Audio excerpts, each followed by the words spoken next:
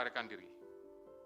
Bahwa pada tanggal 6 Juni 2024, sebelum Saudara HK diperiksa sebagai saksi oleh KPK, Saudara HK memerintahkan kepada salah satu pegawainya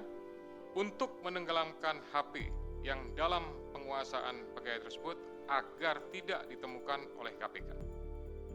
Saudara HK mengumpulkan beberapa saksi terkait dengan perkara HM dan mengarahkan,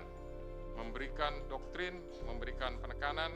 agar saksi tidak memberikan keterangan yang sebenarnya, tidak melebar, dan tidak memberikan keterangan yang memojokkan kepada yang bersangkutan. Atas perbuatan Saudara HK tersebut, KPK mengeluarkan surat perintah penyidikan nomor Sprindik 152-01-12-2024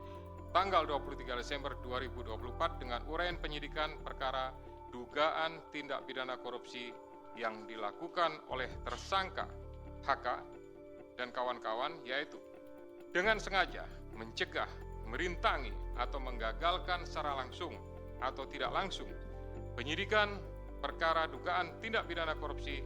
terkait penetapan anggota DPR RI terpilih 2019-2024 yang dilakukan oleh tersangka HM bersama-sama dengan Saiful Bahri berupa pemberian sesuatu hadiah atau janji kepada pegawai negeri atau penyelenggara negara, yaitu Wahyu Setiawan selaku anggota Komisi Pemilihan Umum Republik Indonesia periode 2017-2022 bersama-sama dengan Agustiani Tio F sebagaimana dimaksud dalam pasal 21 Undang-Undang Nomor 31 Tahun 99